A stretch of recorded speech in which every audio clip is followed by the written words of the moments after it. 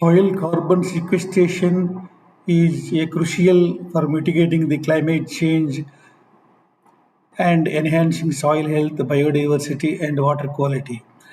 Soil quality is also governed by several factors like physical, chemical, and biological factors, which plays important role in maintenance of the soil health. So let us know in detail about soil carbon sequestration in maintenance of soil health. So, the carbon occupies a central position, whether it is a simple sugar, starch, amino acid, protein, lipids, and complex alkaloids. We can see the carbon occupies the central position in the structure. The carbon cycle, if you see the in agricultural systems, what are the options existing for the carbon sequestration? Let us see. So the plants take carbon dioxide from atmosphere during the photosynthesis activity, and they store carbon in plants. And plants when harvested will get the agricultural products. They are short-lived products like grains and meat, and long-lived products. And when the decomposition of the death and the addition of the residues to the soil occur, the soil carbon will be there, and it will be and converted to carbon dioxide in the atmosphere during the decomposition. So like this, the carbon dioxide from the atmosphere during the photosynthesis activity can be taken by the plant and stored in the soil through the residues. So this is the carbon cycle exists in the agricultural systems. So if you see the what is the role of a soil organic carbon and what are the advantages of the soil organic carbon, if you see it helps in the soil aggregation, it increases the oxygen content in the soil, it increases the root proliferation. If you increase the root proliferation, if the roots will take moisture and nutrients very effectively from the soil, and it also increases the water holding capacity, and it liberates the several minerals like microelements and major elements, and it provides microbial inoculums to the subsoil. If we see the functions of the organic matter in the soil, the different types of functions are there, like biological functions, physical functions, and chemical functions.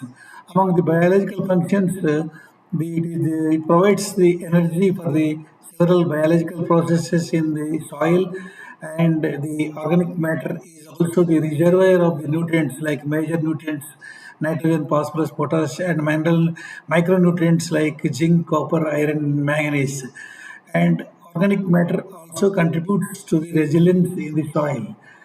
Regarding the physical functions, it improves the structural stability, and it influences the water retention capacity of the soil.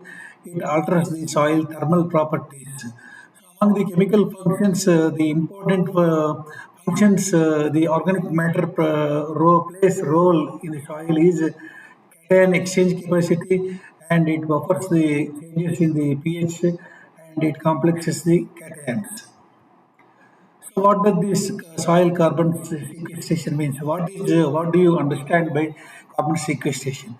So the carbon sequestration simply means the capture of the carbon from the atmosphere, generally from the air, and the return of this carbon back into the soil. Soil carbon sequestration is a process of transferring carbon dioxide from the atmosphere into soil through crop residues and other organic solids, and in a form that it is not immediately re-emitted. This transfer of sequestering of carbon helps enhancing the soil quality and long-term agronomic productivity. It really, in reality, this helps continually in all sorts of ways. However, one of the most important method is the photosynthesis.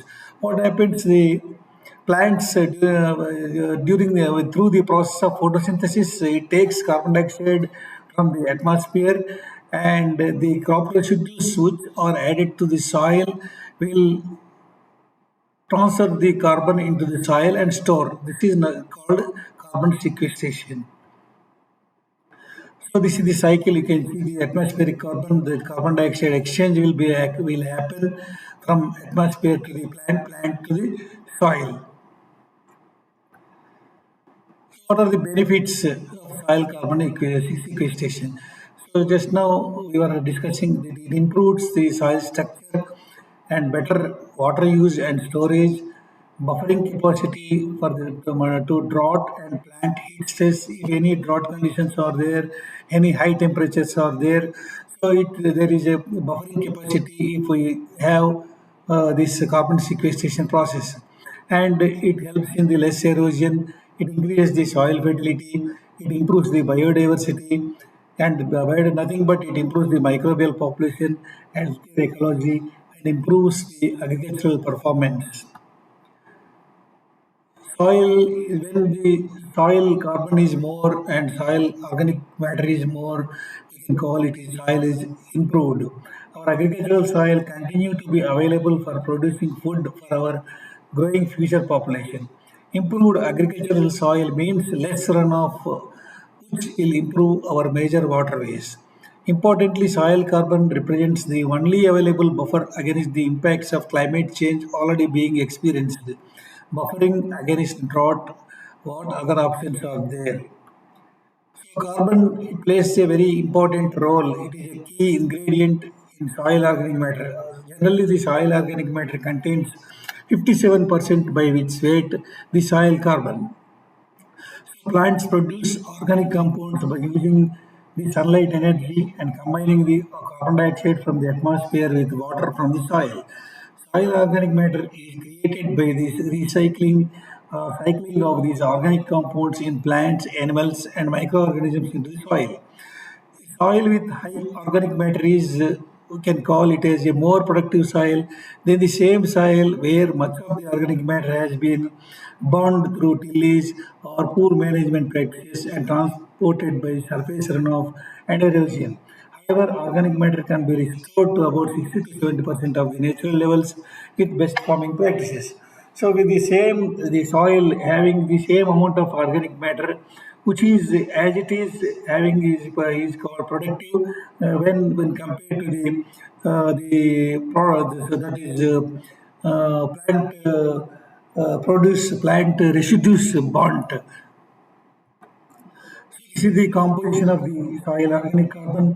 This is the crop residues in the soil surface. This is called, and another one is the buried crop residues, that is more than 2 mm size. Particulate organic matter, that is 2 mm to 0.05 mm size. Humus, that is less than 0.05 mm size, and resistant organic matter. These are the different types of soil organic carbon residues.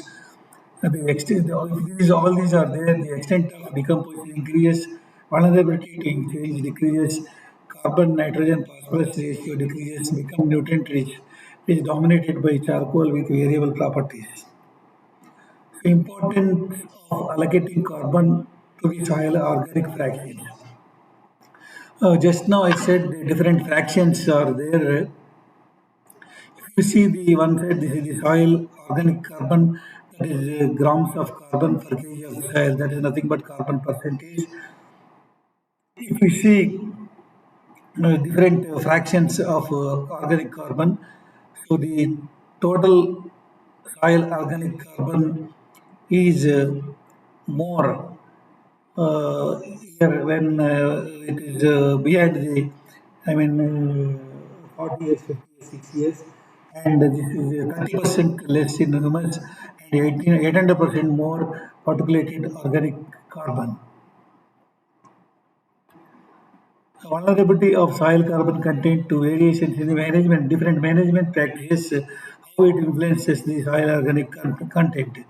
If you see when the intensive different when conversion to the pasture, what is the, I mean, soil organic carbon content, and if it is conversion to the intensive cultivation, what is the organic carbon content. When it is converted into pasture and not under intensive cultivation, the soil organ content will be more when compared to the soil which is under intensive cultivation over the years. Plant available water holding capacity. How much plant available water can a soil hold?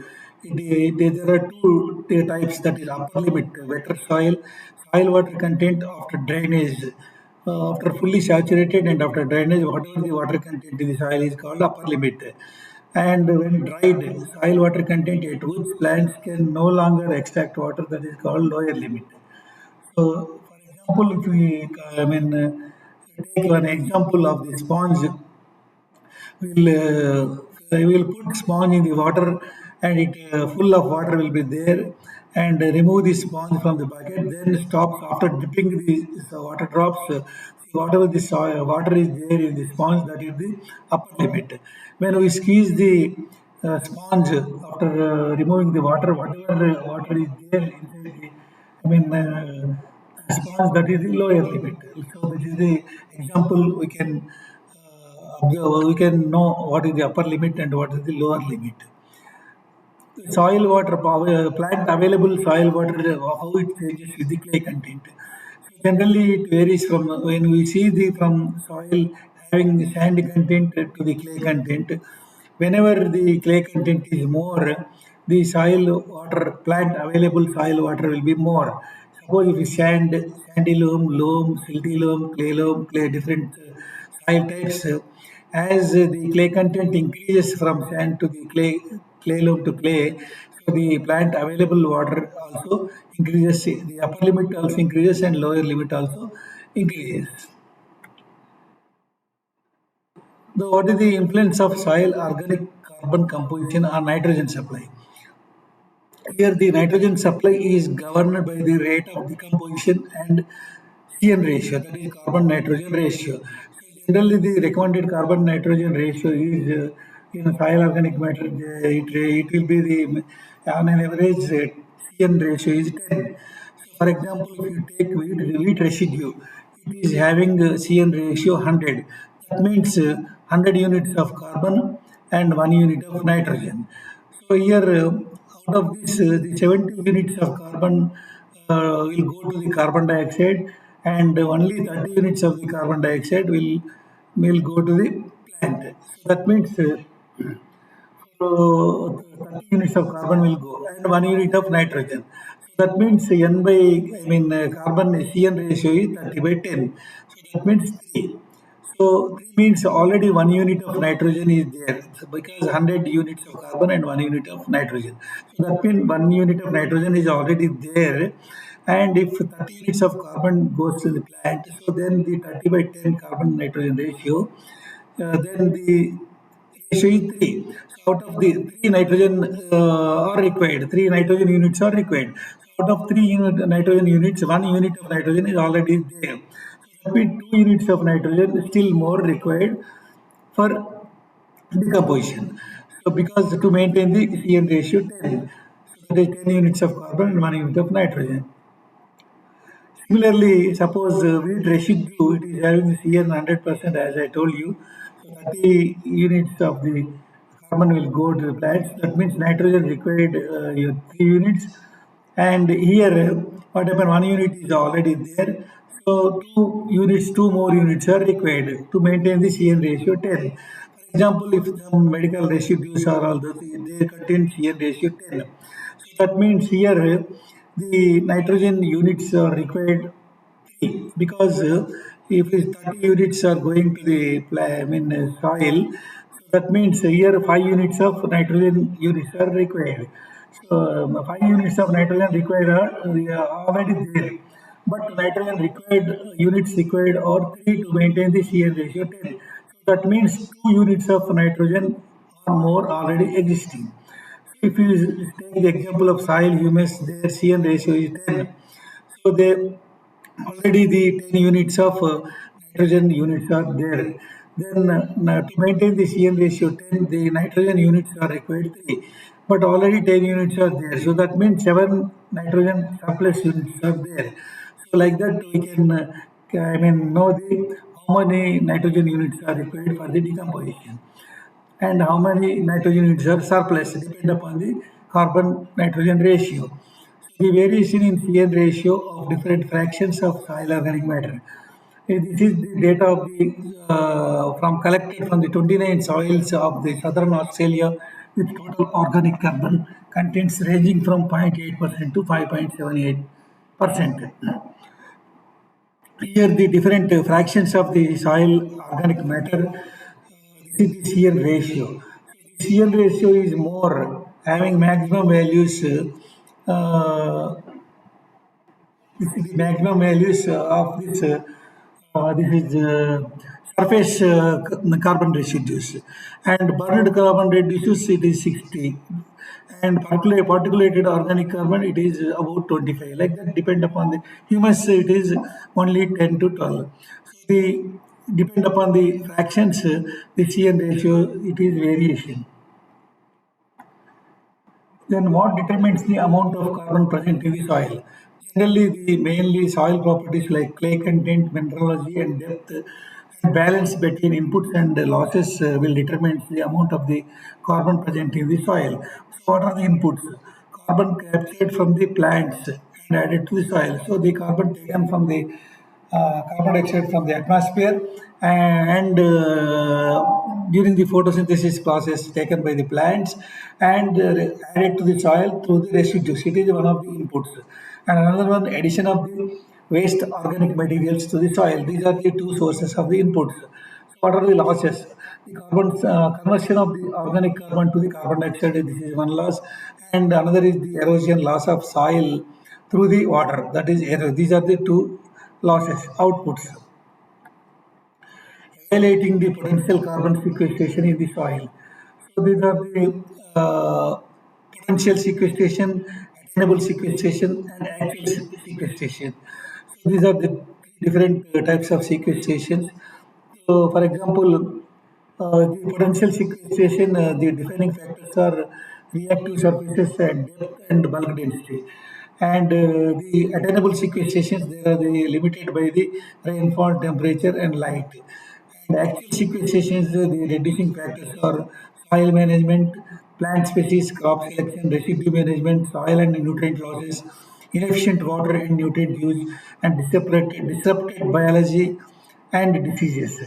So optimum input and reduce losses, it is attainable, I mean actual sequestration. Add external sources of carbon, it is attainable sequestration. Increasing the capture of carbon in the soil. So to maintain the current production system, they maximize the resource use efficiency, that is example carbon capture for mmM water or for kg of nutrient. And for dryland systems, it starts with water use efficiency. Maximize the stubble retention, that is carbon return. If you maximize the stubble retention without burning, the carbon return to the soil is more, carbon capturing is more. And shift to the alternate production system. So, in addition to the alternate normal production system, diverting to the other alternative production systems which add more carbon to the soil. So, the introduction of perennial vegetation where appropriate alternative crops which are having lower harvest index, and alternative pasture species increases the below ground allocation, increases the use of green manures, fertilizers, organic fertilizers. So the different soil carbon models and calculators are there. The range of different forms. Carbon balance calculations, spreadsheet based calculators, usually empirical, system simulation model, more mechanistic. These are the different forms of models and calculations which we can derive the soil carbon. So it provides the estimates of what may be the possible under the defined set of conditions. For example, under some different set of conditions, what will be the estimate of the organic carbon, I mean, storage or organic capture, organic carbon present in the soil. Climatic conditions, soil properties, crop, pasture production, only as good as data used to perform the calculations to validate the model. Modeling organic carbon, that is called Roxy model. Here the plant inputs, dry matter production, decomposition. Decomposition, this is a residual, I mean organic particulated organic matter. So this is the cycle during the decomposition and humus. It goes to carbon dioxide and decomposition humus. So like that, it is when fire it is inert organic matter. This is the different models of soil organic carbon. Influence of altering the water use efficiency of the, for example, this is an experiment conducted on wheat. So this is the tons of carbon per hectare in the 0 to 30 centimeter layer of the soil, and 20-year carbon in 20 years carbon change in the soil. So when the water use efficiency is more, the carbon added in tons per hectare is more. For example, one is the water use efficiency 24.1 tons of carbon per hectare is added. If water use efficiency is zero point 0.5, there is no sequestration. And water use efficiency is 0.75, 12.1 tons of carbon per hectare is added. Influence of altering the root shoot ratio. So if the root shoot ratio is more, if it is 1, the 10.5 tons of carbon per hectare is added, and if root shoot ratio is zero point 0.5, it is normal, there is no carbon sequestration. If root shoot ratio is 0.75, the 5.2 tons of carbon per hectare is being added to the soil. Frequency of addition of 5 tons of compost per carbon per hectare. This is the different number of times the 5 tons of compost is added to the soil. What is the effect on the total organic carbon content in this surface layer, top layer?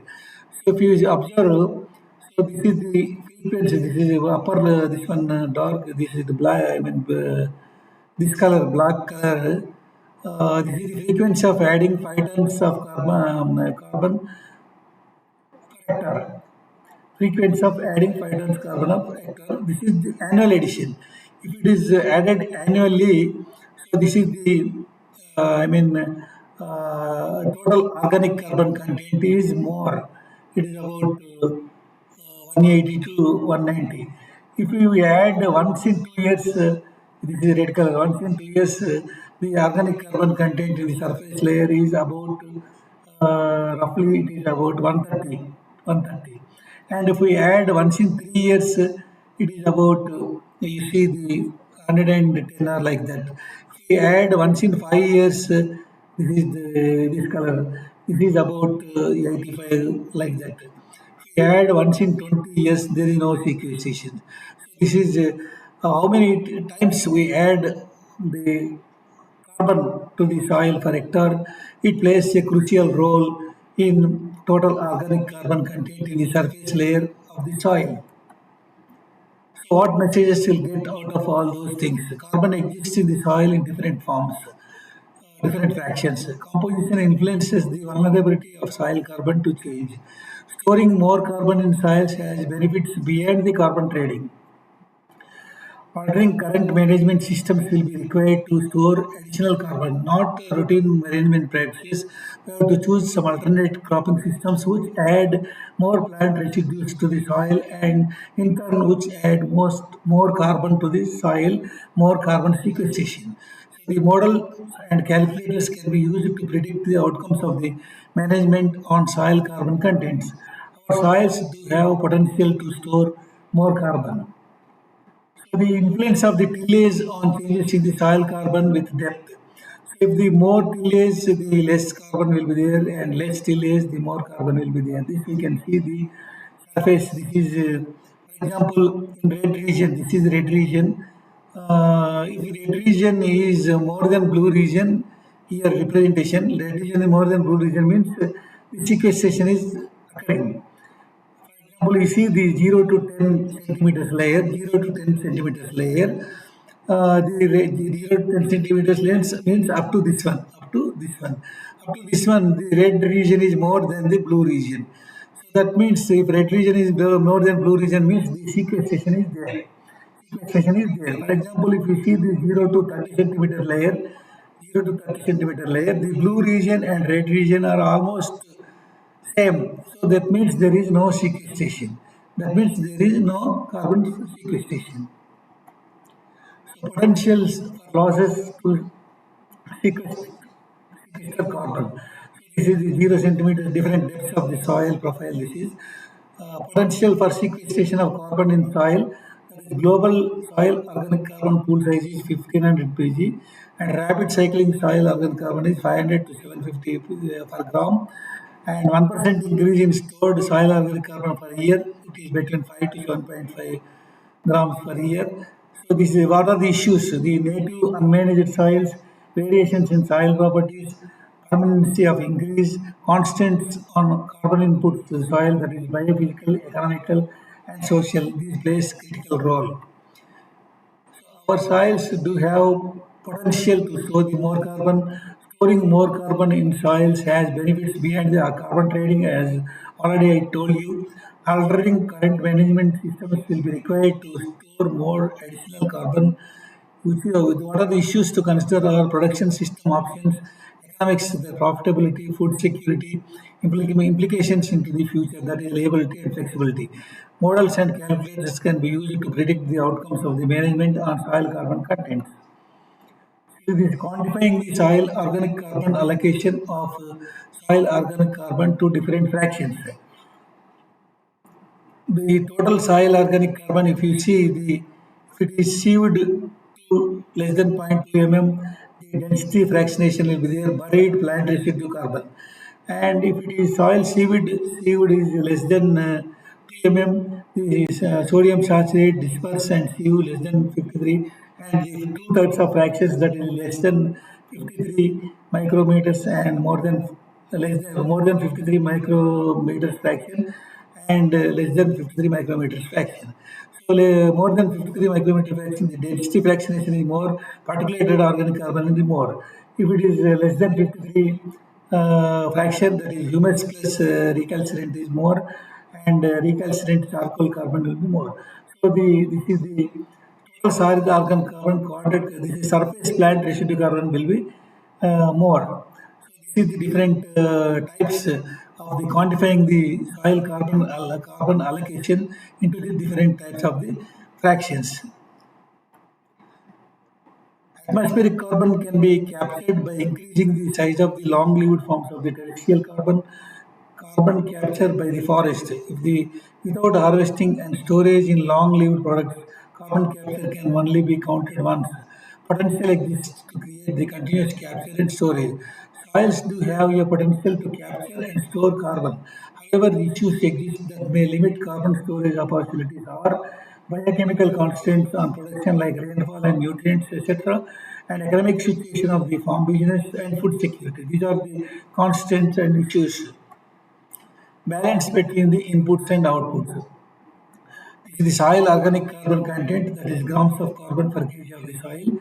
This year, the years, this axis is the number of years. If you add inputs three times, the soil organic carbon content is more. If you add inputs two times, it is also more. But if you reduce half of the inputs per year, the reduction in the organic carbon. If we still reduce the adding organic matter, it's still reduction in the organic carbon content over the years. Minimum requirements for tracking the soil organic carbon for accounting purpose are collection of a representative soil sample to a minimum depth of the, that is surface layer to 30 centimeters, an accurate estimate of the bulk density of the sample, an accurate measure of the soil organic carbon content of the soil sample. These three major prerequisites should be there for accounting purpose of the organic carbon. For surface layer 0 to 30 centimeter with a bulk density of the, for example, 1 mg per meter cubic meter and carbon content of 1%, what will be the, if you see the how much carbon per hectare is there, mass of carbon per hectare is depth, that is depth is 30 centimeter, bulk density is 1, organic carbon content is 1%. So we'll get the 30 mg of carbon per hectare is added. The importance of defining composition of organic nitrogen in mineralization. So this is the CN ratio of the two types of soil. So the residues, this is the CN ratio, for example, one residue it is 50 and humus 10 and another inert matter charcoal is 50. So amount of nitrogen present in kg of nitrogen per hectare, this is the amount of nitrogen mineralized out of this it is showing this table. Options for increasing the soil carbon. What are the options to increase the soil carbon content? So increasing the outputs of the carbon into soil. They maximize the capture of carbon dioxide by photosynthesis and addition of the carbon to the soil. Options are maximize the water use efficiency, that is kg of total dry matter for 1 of water. Maximize the stubble retention, so no stubble burning. Only we have to add stubbles to the soil, keeping as it is. And introduction of perennial vegetation where appropriate, like perennial crops like afforestation, pastures, and native vegetation, it will increase the adding the stubbles residues to the soil, increasing the carbon, that is increasing the carbon sequestration.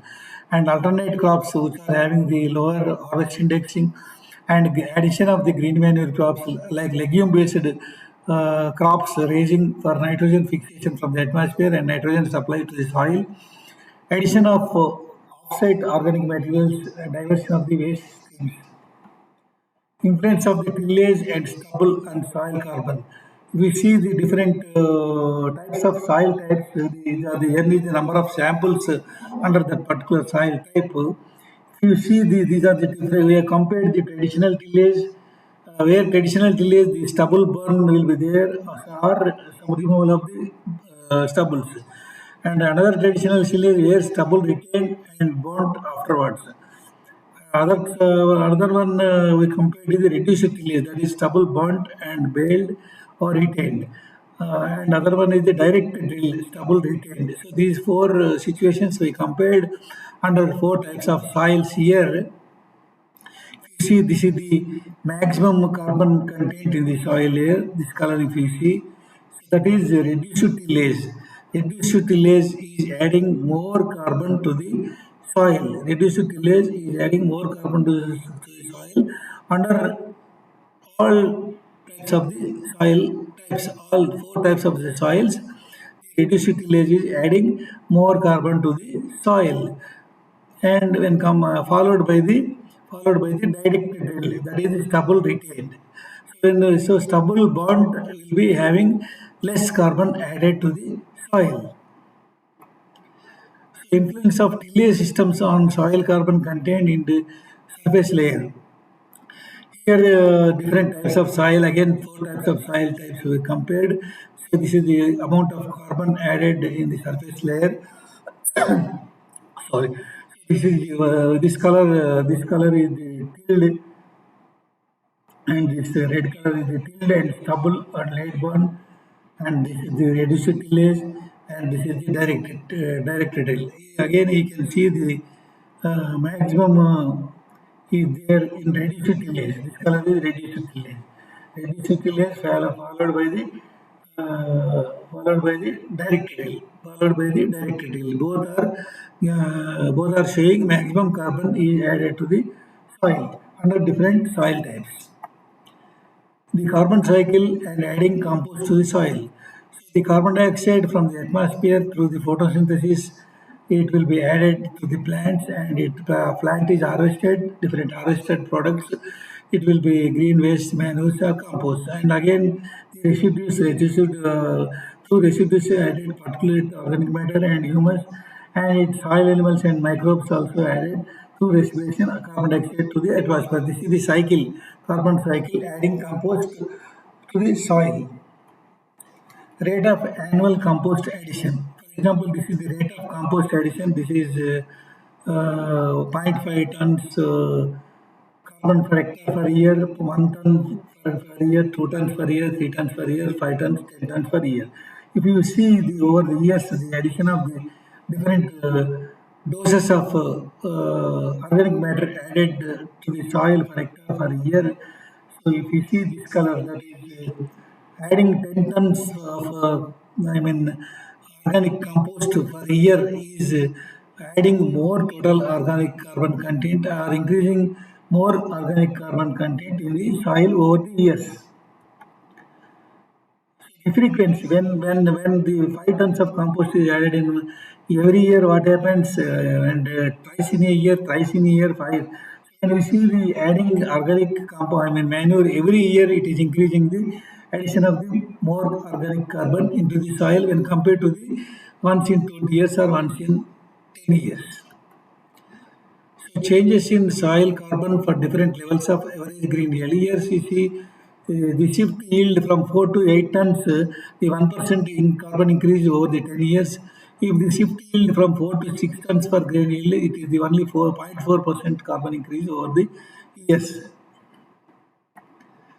Distribution and turnover of organic carbon in the soil. This is the surface. This is soil profile, soil organic carbon content, proportion of the profile soil organic carbon, and relative response time. So, if it is high soil organic carbon content, proportion of profile soil organic carbon is 30 to 50%. So, the response time is rapid, and low it is 20 to 30% soil organic carbon, intermediate to slow response time. If it is very low soil organic carbon content, 10 to 30% proportion profile soil organic carbon, very slow response time. So, what are the remedial measures? Retaining carbon in plant materials and enhancing the transformation of carbon into soil organic matter, and recycling of the more organic residues, and addition of the more organic manures, addition of the biofertilizers to enhance the nitrogen, inclusion of the legume crops in the cropping system, because it takes nitrogen from the atmosphere through the nodules, and it adds the nitrogen to the soil. And green manuring and controlling carbon investment and credits through these different processes, we can increase the organic carbon content in the soil. How will manage, what are the management practices to increase the sequester the carbon and counter land degradation?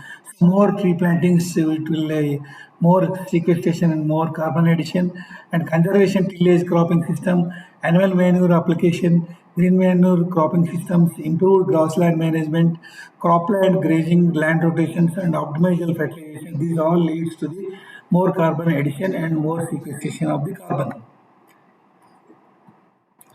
So then, all these carbon sequestration leads to the increase in the soil quality. So what is the soil quality? Soil quality is governed by the different factors. We can define the soil quality as a capacity of the soil to function within the ecosystem boundaries to sustain biological productivity, maintain environmental quality, and promote plant and animal health. So this is definition given by the Doran and Perkin during 1994. So the biological productivity is the environmental and human health. So this is the cycle. So soil quality is nothing but it is governed by the different factors like physical factors, chemical factors, and biological factors. So there are several factors, but among those will take very important physical, chemical, and biological factors which influence more on the soil quality to maintain the soil health. So soil quality involves the ability of the soil to maintain an appropriate productivity while simultaneously reducing the effect on the environment and contributing to the human health. Soil quality or soil health is concerned with some measures of a property or function of the soil. We can the soil quality refers it represents whether soil is in good condition or bad condition. We can know. So the USDA Natural Resources Conservation Service, they have given a definition on soil quality, the capacity of the specific kind of soil to function within the natural or managed ecosystem boundaries to sustain plant and animal productivity, maintain or enhance water and air quality, and support human health and habitation. Changes in the capacity of soil to function are reflected in soil properties that change in response to the management and climate. This is the definition of soil quality given by the USDA. So the soil quality and agricultural sustainability, deterioration of the soil quality is one of the important reason for stagnation of the agricultural production, and it is a major threat to the food and environmental security. So the deterioration of the soil health is mostly governed by the soil quality, which is responsible condition for not increasing the yield, that is stagnation of the agricultural products, and environmental security is also threatening, and it is threatening to the food security also. Soil quality and agricultural sustainability. So the soil degradation which implies on the loss of top productive soil due to the erosion, If more rainfall and more slopy soil, the soil loss will be there through the erosion. And decline in soil organic carbon content, widespread of multi-nutrient deficiency. If surface soil is lost through erosion and loss of soil organic carbon content, also which also leads to the loss of multi-nutrients, mainly the micronutrients and major nutrients. The plant nutrient mining and imbalance in the nutrient availability, deterioration of the soil structure is also will be lost, and poor response to the application of the fertilizer nutrients, decline in overall soil quality leading to reduction in biomass production and environmental modernization capacity. Besides several other factors of crop production, soil quality is one of the key players influencing the sustainability. In terms of agricultural production, soil quality refers to its ability to sustain productivity. In one line, we can tell about soil quality. It refers to the ability of the soil to sustain productivity. So this includes some important factors which govern the soil quality, in turn which sustain the productivity. So there is a strong link between the soil quality and agricultural sustainability. Agricultural sustainability refers to the ability of the agricultural system to remain productive efficiently and indefinitely. A non-negative trend in agricultural production of a system over the time implies that system sustainable. Understanding soil quality means assessing and managing soil resources so that it functions optimally in present context and is not degrades for future use. Therefore, the understanding the whole concept of soil quality, including methods of assessment, delineation of key indicators and their related soil functions, transformations of indicators into single value of soil quality index, etc., assumes the importance.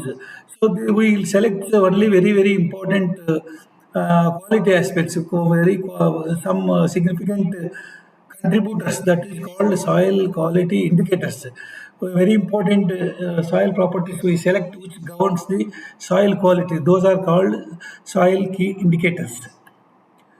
The continuous mining of major and micronutrients leading to nutrient imbalance and multi-nutrient deficiency had resulted into declining response ratio to fertilizer application over the years. You see the mid-60s, the response ratio was 23.75%, late 70s, 17%, response ratio, and late 86.65% response ratio. So the over the years, over the if you see the latest also over the even late 90s, it is still reduced to the 4.5% response ratio like that. So response ratio is decreasing. So scientists use the soil quality indicators to evaluate the how well soil functions. Since soil functions often cannot be directly measured, so we cannot measure directly soil function. So we can measure soil function through only some of the quality indicators. So what are the indicators? We have to select very important soil properties which influence the quality. So measuring the soil quality is an exercise in identifying the soil properties that are responsive to management, affect or correlate with environmental outcomes and are capable of being precisely measured within certain technical and economic constraints. So there are many hundreds of factors, but we cannot measure all the factors. Which are the factors which are significantly influence the soil quality, which are influence the soil fertility, soil sustainability, soil quality. Those factors only we will select some of the important factors which influences. Those are called the soil key indicators. So the soil quality indicators may be qualitative or quantitative. Qualitative means, for example, drainage is fast, drainage is less. Like that, this is qualitative. Quantitative means infiltration. Suppose infiltration is more 2.5 inches per hour, 3.5 inches per hour, 4.5 inches per hour. That is the quantitative. So changes in indicators are used to determine whether the soil quality is improving or declining with changes in the management practices. Criteria for indicators of the soil quality, their utility in defining ecosystem process, their ability to integrate physical, chemical, and biological properties, their sensitivity to management and climate variation. Indicators of soil quality can be defined loosely as those soil properties and process that have the greatest sensitivity to changes in the soil functions. Just I told you only very important key soil properties we select for the calculating the soil quality. So ideal soil quality indicators are it should correlate well with the ecosystem process.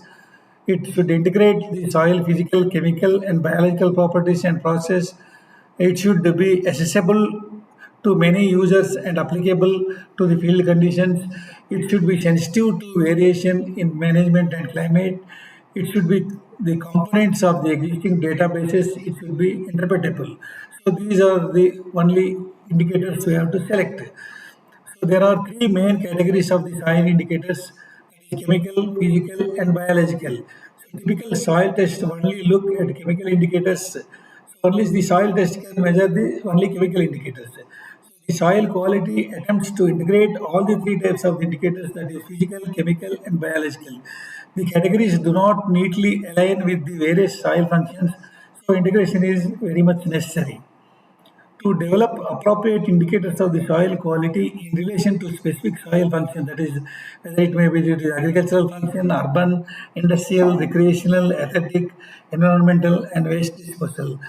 So how do we evaluate the soil quality? This is the chemical, physical, biological. Chemical qualities are nutrient cycling, buffering capacity, and water relations. Physical stability and support, water relations and habitat.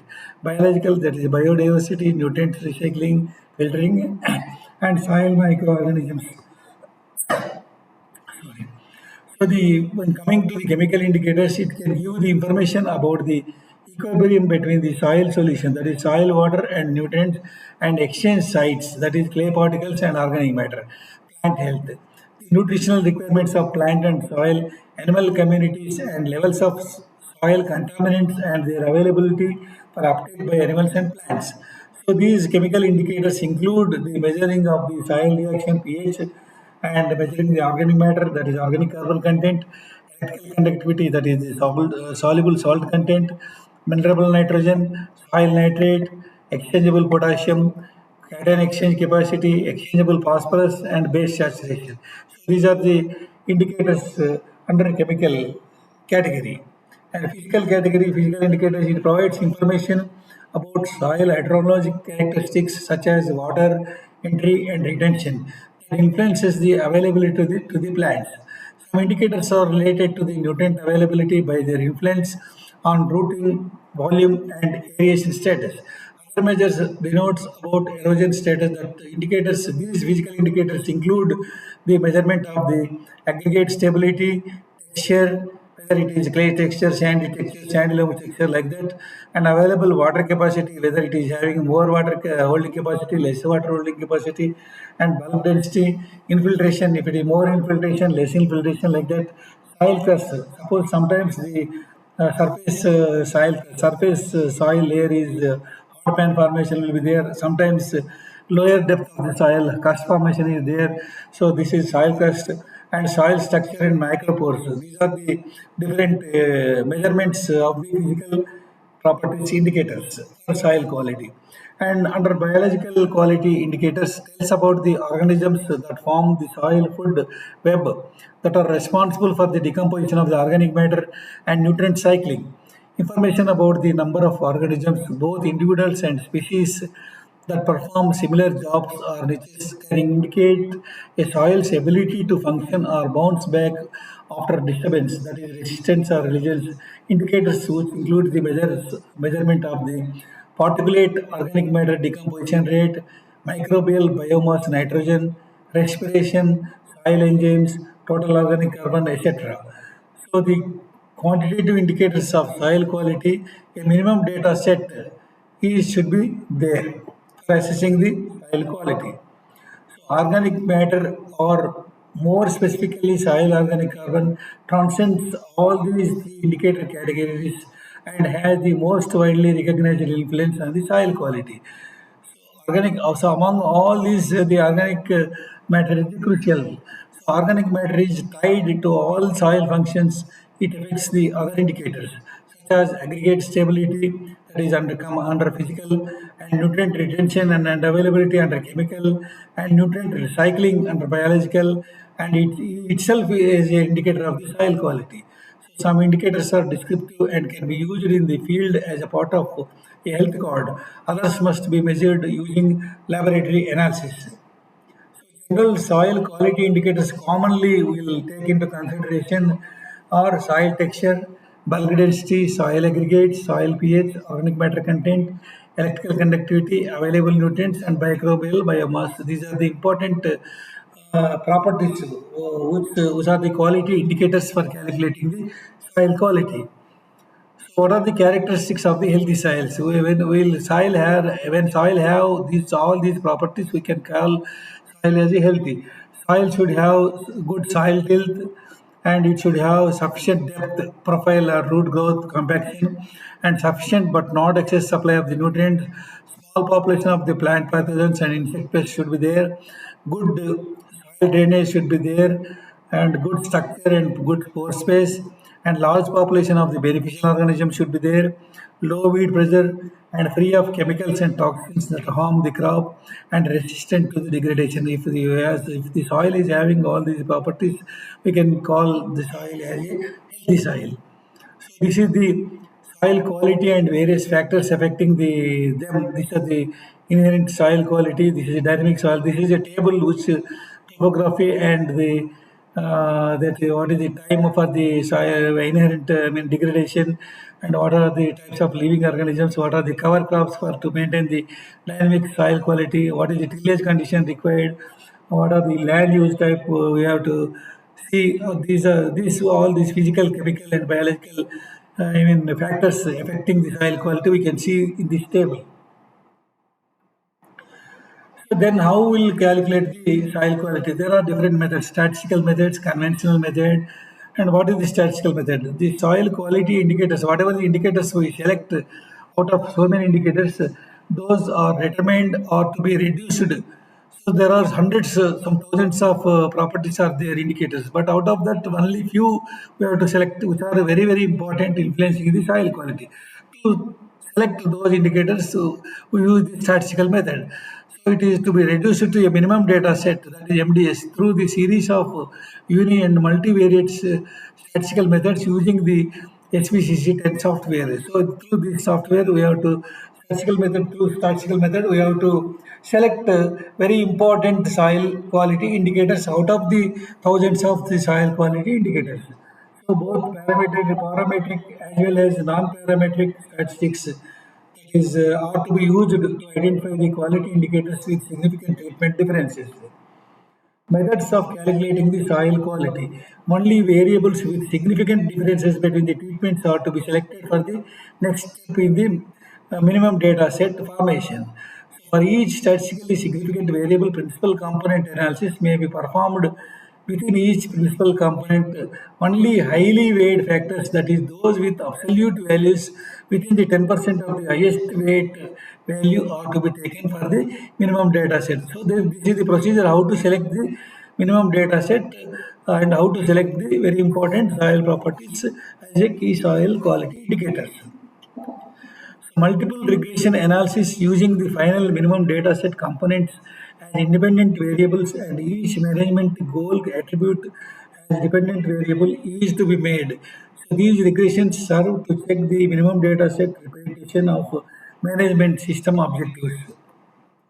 Minimum data set. What is the minimum data set? The first step is the selection of the appropriate soil quality indicators to efficiently monitor critical soil functions. Just now I told you thousands of factors are there which influences the soil health, but out of that very few very, very important key indicators have to be selected. That is minimum data set, the first step.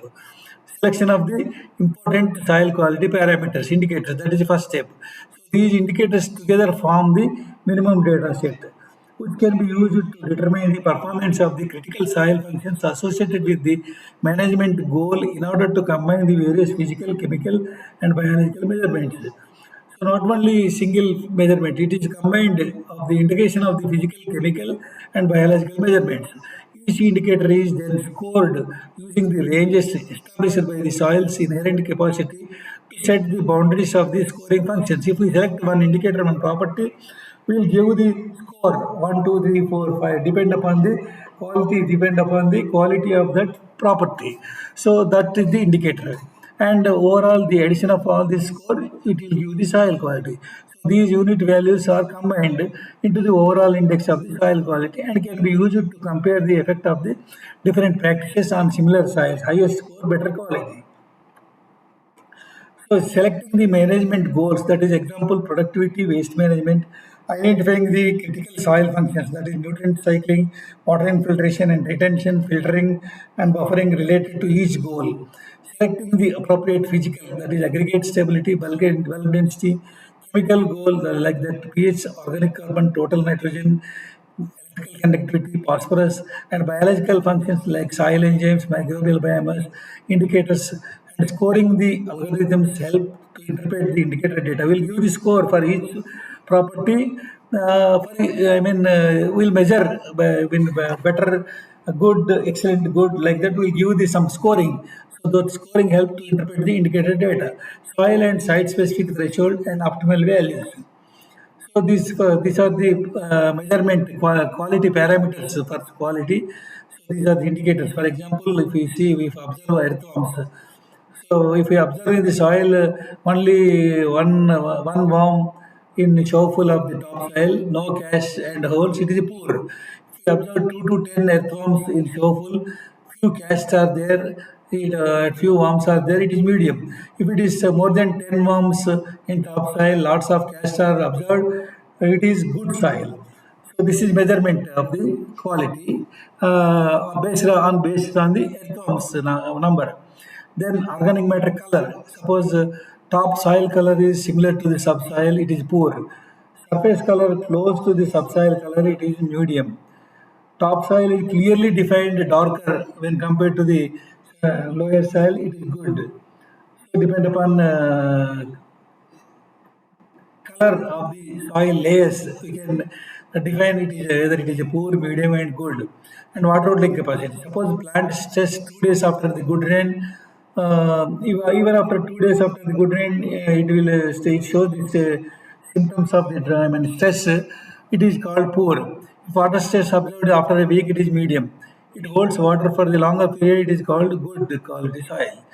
And pH, it is hard to correct for the desired crop. If with difficulty can correct, it is medium soil, and it is proper pH for the crop, it is good soil.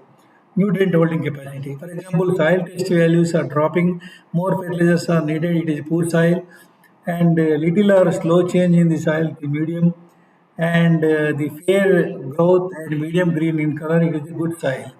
Erosion. Suppose if it is more slope is there, large gullies over 2 inches, it is poor soil. Only few gullies, it is medium soil. No gullies and no runoff, it is plain soil, it is very good soil.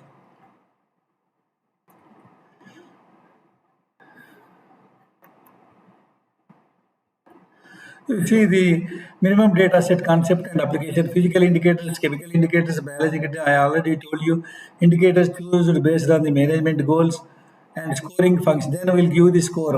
Under each physical, for example, physical indicator also for different properties will give the scoring. Under chemical indicators also we give scoring, and overall adding all those scoring and we will get the soil quality index. That is the score of the minimum data set indicators. Mathematical relationship to quantify the various attributes of the soil quality. Soil quality index, it is called the function of the different indicators. These are the SPPE, all are the values, all the letters representing the soil properties. Soil, for example, BD is bulk density, ER erosion, like that. So for here you see the SP is the soil properties, P is the potential productivity, E is the environmental factors, H is the health, human and animal, ER is the erodibility, BD is the biological diversity, FQ is the food safety quality, MI is the management of the input. So we would have to determine the interaction of all these indicators and the relative weight of each. Calculating the soil, how will calculate the quality index? So unweighed soil quality index, that is soil quality index, is formula is 1 by n into the sum of and M. So this is N is the number of score. How many parameters will take here? Number of scores. S is the scoring scale with the maximum score of M.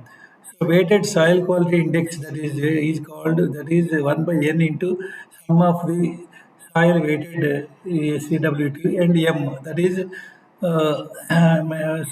scale of the maximum score. So here the SWT is the weighted score. The scaled soil quality index of individual soil was computed by the equation, that is soil quality index minus 1 is equal to sum of the soil quality index minus soil quality index minimum divided by soil quality index maximum minus soil quality index minimum. Whereas the soil quality index minimum is the minimum value of the soil quality index, and soil quality index maximum is the maximum value of the soil quality index from the total data set. So simple additive soil quality index was estimated following the method outlined by the amateur et al. During 2007. In this method, soil parameters were given the threshold values based on the primarily on the literature review and expert opinion of the authors. So the threshold levels, interpretations, and associated unit soil index score values are derived. The individual index values were then summed, that is totaled, up to obtain the total soil quality index. For example, you see the soil quality index valued and associated soil property threshold values and interpretations. For example, bulk dates, if you take parameter, if it is less than 1.5 level, the interpretation is the possible adverse effects. We can give the index value is 0. If it is less than 1.5 bulk density, adverse effects are unlikely. There may not be much adverse effects. We can give the score 1. Like that for soil pH. If it is less than 3 pH, severely acidic soil, almost no plants can grow in this environment, will give the minus 1 value. If 3 to 4 pH value is there, strongly acid, only most acid tolerant plants can grow in this, we can give the score 0. If it is 4 to 5.5 pH, this is moderately acid, growth of acid tolerant plants is affected, we can give the score 1. 5.5 to 6.85 pH is slightly acidic, optimum for the many plant species, particularly more crops, more species, we can give the score 2. If 7 to 7.5, it is slightly alkaline, optimum for many plant species except those, we can give the score 1. And the total organic carbon, if you see the more than 5% organic carbon, means it is high, excellent buildup of the organic carbon with all associated benefits, will give the index value 2. If it is 1 to 5, it is moderate and adequate levels, we will give the score 1. If it is less than 1 total organic carbon, it is low, would indicate the possible loss of the organic carbon from the erosion, will give the score 0. So like that, total nitrogen. If it is less than 0.5% nitrogen, it is more than 0.5% nitrogen, it is called high and excellent reservoir of the nitrogen, will give the score 2. If it is 0.1 to 0.5% nitrogen, it is moderate, adequate levels, we will give the score 1. If it is less than 0.1% nitrogen, it is low, could indicate the loss of organic nitrogen, we will give the score 0. So like that for potash also, will give it is more than 500, it is high, excellent reserve of the potash, we give the score 2. If it is 100 to 500, it is moderate, we will give the score 1. If it is less than 100, it is low in potash, possible deficiencies may be there, you will give the score 0. So the individual index values for all depend upon these values will give the index score to the values. For example, our soil is having total nitrogen 0.1 to 0.5%. For the total for nitrogen parameter will give the score 1. For example, organic carbon is 1 to 5 in our soil. Will give the score 1. For all the properties, will give score and will total the score. That will give this soil quality index. Individual index values for all the mineral soil properties measured on an FIA plot are summed, that is total, to give the total soil quality index. The total soil quality index is the summation of the individual soil property index values, that is the maximum value of the total soil quality index is 26 if all 19 soil properties are measured. The total soil quality index is then expressed as the percentage of the maximum possible value of the total soil quality index for the soil properties that are measured. Soil quality index percentage, total soil quality index divided by the maximum possible total soil quality index for properties measured into 100. For example, our soil is having all the properties are in good conditions. What is the total score, possible score to obtain? So that is the maximum possible score divided by the actual score. That is give you the soil quality index percentage. The soil quality index was developed to integrate 19 measured soil physical chemical properties into a single index number, which can be used to assess the trends in the forest soil quality and establish baseline levels for different soil and forest types. Thank you. So this is all about the soil quality index and how it influences the soil health and all those things. It is all about this topic. Thank you very much for patience listening.